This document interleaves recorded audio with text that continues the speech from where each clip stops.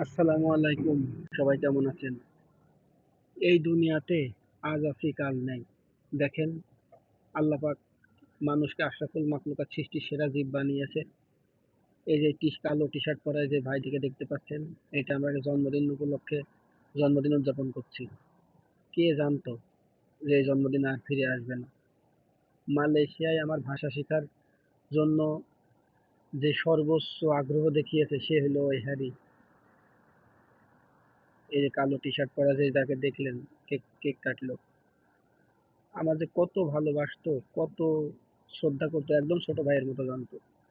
সবকিছু শেয়ার করতো, যা কিছু প্রেম করা থেকে শুরু করে বাড়ির সবকিছু আমার কাছে শেয়ার করতো। এই যে দেখেন, আজকে সেই হ্যারির জন্য কবর জিয়ারত করতে আসছি আমরা। এটা কি মেনে নেওয়া যায় বলেন?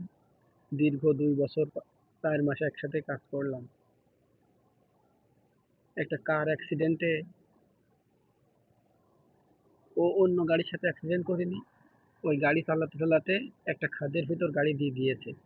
তারপরে ওই জায়গা থেকে সব পেয়ে প্রায় পাগলের মতো বস 2 দিন দেখতে গিয়ে দেখে যে 2 পা 2 হাত রশি দিয়ে বাঁধা। সকালে সকাল সকাল বসরা এসেছিল 4-5 জন, আমাদের বললো তোরা একটু পরে আসবি, কিন্তু সকাল সকাল দাফন কাফন শেষ, আমরা এখন জিয়ারত করতে আসছি। মনটা খুবই খারাপ, কি বলবো, কথা বলার কোনো অবস্থায় নেই। তারপরেও আপনাদের সাথে একটু শেয়ার করলাম। দেখেন, এটা মালয়েশিয়া কুয়ালালামপুর সেরাসে অবস্থিত। এই যে হ্যারি, 2টা নতুন এই যে ফুল গাছ লাগানো হয়েছে। পাশে কবরটা খনন ছিল না, কার মৃত্যুকাল ঘনিয়ে এসেছে, পাশে আবার একটা কবর খনন। আমরা আসলাম আর এইমাত্র শেষ হলো খননটা। আল্লাহ পাক আমাদের সবাইকে হেফাজত করুন। আল্লাহ পাকের রহমতে আমরা যেন সবাই ডুবে থাকতে পারি। হে আল্লাহ, তুমি হ্যারিকে কবুল করো।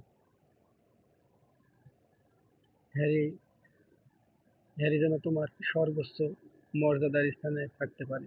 সবাই হ্যারির জন্য দোয়া করবেন। অনেক ভালো ছিল ছেলেটা, অনেক ভালো ছিল। আর আমাদের মাঝে নেই। আবার আর কি দেখা পাবো এই জন্মে?